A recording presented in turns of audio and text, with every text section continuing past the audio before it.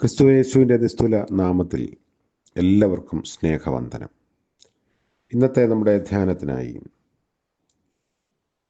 Amos പ്രവാചകന്റെ പുസ്തകം 4-ാം അധ്യായം 11-ാം വാക്യം. ആമോസ് 4:11. ദൈവം സോദോമിനെയും ഗൊമോറയെയും ഉന്മൂലനാശം ചെയ്തതുപോലെ ഞാൻ നിങ്ങളുടെ ഇടയിൽ ഒരു ഉന്മൂലനാശം വരുത്തി. നിങ്ങൾ കത്തുന്ന തീയിൽ നിന്ന് വലിച്ചെടുക്കപ്പെട്ട ഒരു കൊള്ളി പോലെ ആയിരുന്നു. എന്നിട്ടും നിങ്ങൾ എങ്കലേക്ക് തിരിഞ്ഞില്ല എന്ന് യഹോവയുടെ അരുളപ്പാട്. കർത്താവിൻ്റെ പരിശുദ്ധ നാമം വാഴ്ത്തപ്പെടട്ടെ. ആഴ്ചയുടെ അവസാന ദിനമായ ശനിയാഴ്ച പ്രഭാതം ദൈവം നമുക്ക് ദാനമായി നൽകിയിരിക്കുന്നു. തീയിൽ നിന്ന് വലിച്ചെടുക്കപ്പെട്ട കൊള്ളി എന്ന മഹാപുരോഹിതനായ യോശുവയെക്കുറിച്ച് സാത്താനോട് സംവദിക്കുന്ന ദൈവശബ്ദമാണ് കഴിഞ്ഞ ചിന്തയിൽ നമ്മൾ പങ്കുവച്ചത്. ഇന്ന് ആമോസ് യഹൂദ ജനതയെക്കുറിച്ച് പറയുന്ന ദൈവ പ്രവചനമാണ്. തീയിൽ നിന്ന് വലിച്ചെടുക്കപ്പെട്ട തീക്കൊള്ളിക്ക് ഒരു കടപ്പാടുണ്ട്. കാരണം കത്തിപ്പോകേണ്ട അവസ്ഥയിൽ നിന്ന് വിടുവിച്ചവങ്കലേക്ക് തിരിഞ്ഞ് വിധേയത്വത്തോടെ ജീവിക്കണം. ആമോസ് 4-ാം അധ്യായത്തിൽ 5 പ്രാവശ്യം നിങ്ങൾ എങ്കലേക്ക് തിരിഞ്ഞില്ല എന്ന് പറയുന്നതായി നമുക്ക് കാണാം. സൊദോമും ഗൊമോറയും നൂറ്റാണ്ടുകളായി ചാവുകടലായി ശേഷിക്കുന്നു. നിഷ്പ്രയോജനമായി ഒരു ശാപത്തിൻ്റെ ഓർമ്മയായി ഇന്നും അത് കിടക്കുന്നു. അതുപോലെ ശാപമായി തീരേണ്ട അനുഭവത്തിൽ നിന്ന് ദൈവം ചില ജീവിതങ്ങളെ തൻ്റെ കൃപയാൽ വിടുവിക്കുന്നു.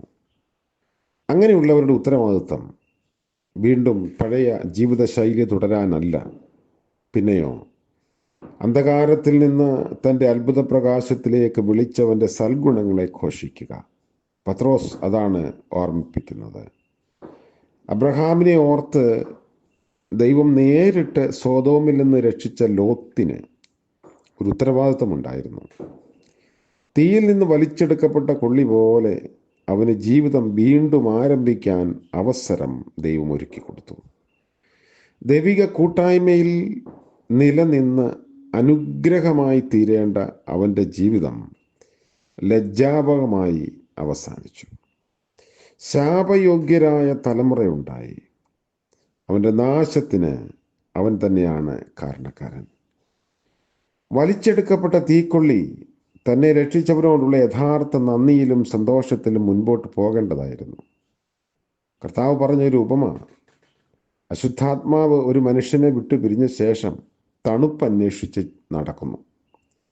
പറ്റിയ സ്ഥലം കിട്ടാതെ വീണ്ടും പഴയ സ്ഥലത്തേക്ക് ചെല്ലുമ്പോൾ ആ പാർപ്പിടം അടിച്ചു വാരി അലങ്കരിച്ചതും ഒഴിഞ്ഞതുമായി കാണുന്നു. ഒഴിഞ്ഞതായി കണ്ടില്ലായിരുന്നെങ്കിൽ കുഴപ്പമില്ലായിരുന്നു.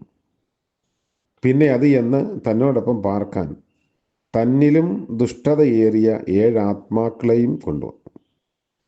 വിടുതൽ പ്രാപിച്ച ജീവിതം അപ്പോൾ തന്നെ വിടുവിച്ചവന് പൂർണ്ണമായും വിധേയപ്പെടുത്തി ഇരുന്നെങ്കിൽ ഈ അത്യാഹിതം ഒഴിവാക്കാമായിരുന്നതാണ് എന്ന് കർത്താവ് ഓർമ്മിപ്പിക്കുകയാണ്.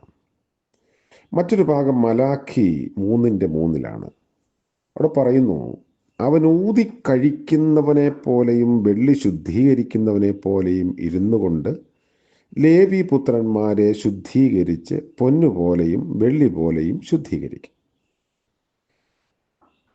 ദൈവത്തിന് ശുദ്ധീകരിക്കുന്ന തീയുണ്ട്. അതെരിഞ്ഞ് ചാരമാക്കി തീർക്കാനുള്ള തീയല്ല, ശുദ്ധീകരിച്ച് മാറ്റേറിയതാക്കി തീർക്കാനുള്ള തീയാണ് ദൈവത്തിൻ്റെ അഗ്നി. തീയിൽ നിന്ന് പൊന്ന് ഉരുക്കാനിട്ടിട്ട് തട്ടാൻ വേറെ എന്തെങ്കിലും വഴിക്ക് പോകാറില്ല. അടുത്തിരുന്ന് സ്വർണത്തിൻ്റെ കണ്ണുന്ന അതിലേക്ക് നോക്കി വളരെ സൂക്ഷ്മതയോടെയാണ് അത് കൈകാര്യം ചെയ്യുന്നത്. പൊന്ന് ഉരുകി നിശ്ചിത പാകമായി തട്ടാൻ്റെ മുഖം പ്രതിബിംബിക്കുന്ന സ്ഥിതിയാകുമ്പോൾ തക്ക സമയത്ത് അത് തീയിൽ നിന്ന് മാറ്റും, അല്ലെങ്കിൽ സ്വർണം ഉപയോഗശൂന്യമായി പോകും. തീയിൽ കൂടി നടന്നാൽ അഗ്നിജ്വാല നിന്നെ ദഹിപ്പിക്കുകയില്ല എന്ന് അരുളി ചെയ്തവൻ കഠിന ശോധനയിൽ ദഹിച്ചു പോകാതെ രക്ഷിക്കാൻ മതിയായവനാണ്. കൂടുതൽ ശ്രേഷ്ഠകരമായ ഉപയോഗം മുന്നിൽ കണ്ടുകൊണ്ടാണ് തീച്ചൂളയിലൂടെ അവിടുന്ന് കടത്തിവിടുന്നത്. കഠിനമായ പരീക്ഷയോടുകൂടെ നീക്കുപോക്കും ഒരുക്കുന്ന ദൈവമാണ് നമ്മുടെ ദൈവം. അവിടുത്തെ ഭക്തന്മാർ നേരിടുന്ന ശോധനകളെല്ലാം അവരെ കൂടുതൽ മാറ്റേറിയവരാക്കി തീർക്കുന്നു. ഒരു ദൈവ പൈതൽ പോലും കഷ്ടതയിൽ നശിച്ചു പോയിട്ടില്ല. അവിടുത്തെ അടുത്തറിയുന്നവർ ദൈവം കഷ്ടങ്ങളിൽ ഏറ്റവും അടുത്ത തുണയെന്ന് അനുഭവിച്ചറിയും. അതേസമയം ദൈവത്തിൽ നിന്ന് അല്ലെങ്കിൽ ദൈവത്തോട് യാതൊരു ബന്ധവുമില്ലാത്തവർ കഷ്ടതയുടെ മധ്യത്തിൽ ഒരുപാട് ക്ലേശിക്കും. കത്തിച്ചാമ്പലായി തീരാനായി എഴുതി തള്ളിയ ആളുകളെ അതിൽ നിന്ന് വലിച്ചെടുത്ത് പുതിയ വഴികൾ ഒരുക്കി ശുദ്ധീകരിച്ചു കൊടുക്കുന്ന ദൈവം നമ്മോട് കൂടെ ഉള്ളത് കൊണ്ട് നമുക്ക് ശുദ്ധീകരണ പ്രക്രിയ വീണ്ടും ആവശ്യമെങ്കിൽ നടത്തേണ്ടിയിരിക്കുന്നു. ദൈവം നമ്മെ കഠിന ശോധനയിൽ നിന്ന് വലിച്ചെടുത്ത് രക്ഷിച്ചിരിക്കുന്നു. ആ ദൈവത്തോടുള്ള വിധേയത്വത്തിൽ നിലനിൽപ്പാൻ, ജീവിപ്പാൻ നമുക്ക് സാധിക്കട്ടെ. പ്രാർത്ഥിക്കാം. കർത്താവേ, ഞങ്ങളുടെ ദൈവമേ, സ്വർഗീയ പിതാവേ, മനോഹരമായ പുതിയ ദിനത്തിൻ്റെ പ്രഭാതത്തിനായി സ്തോത്രം ചെയ്യുന്നു. കഴിഞ്ഞ രാത്രിയിൽ അടിയങ്ങളെ സൂക്ഷിച്ച് വരുവാനിച്ചുവല്ലോ. പുതിയ ദിനത്തിൻ്റെ പ്രഭാതത്തിൽ ഉണരുന്നതിനും അങ്ങയെ സ്തുതിക്കുന്നതിനും ഞങ്ങൾക്ക് ലഭിച്ച ഭാഗ്യത്തിനായി സ്തോത്രം. ഒരാഴ്ചയുടെ അവസാന ദിനമായ ശനിയാഴ്ചയിൽ കർത്താവെ, ഞങ്ങളങ്ങയെ സ്തുതിക്കുന്നു, അവിടുത്തെ സന്നിധിയിലേക്ക് ചേർന്ന് വരുന്നു. ഇന്നത്തെ പകൽക്കാല ജീവിതത്തിൽ അവിടുത്തെ കരുണയിൽ ആശ്രയിക്കുന്നു. ലജ്ജിതരായി പോകാതെ, വാടിപ്പോകാതെ, തകർന്നും തളർന്നും പോകാതെ കരുതിക്കൊള്ളണമേ. പ്രഭാതം മുതൽ പ്രദോഷം വരെ അവിടുത്തെ കൃപയിൽ ആശ്രയിക്കുന്നു. ഇന്ന് ജന്മദിനം ആഘോഷിക്കുന്ന പ്രിയപ്പെട്ടവർ, വിവാഹവാർഷികം ആഘോഷിക്കുന്നവരെല്ലാവരെയും ഓർത്ത് പ്രാർത്ഥിക്കുന്ന കർത്താവിൻ്റെ കൃപ കൂടെ ഇരിക്കണമേ. യേശു മിശിഹാ മൂലം പ്രാർത്ഥന ദയവോടെ കേൾക്കുമാറാകണമേ. ആമേൻ. സകല ബുദ്ധിയെയും കവിയുന്ന ദൈവിക അനുഗ്രഹവും കൃപയും നമ്മോടുകൂടെ എന്നേക്കും ഉണ്ടായിരിക്കുമാറാകട്ടെ. ആമേൻ.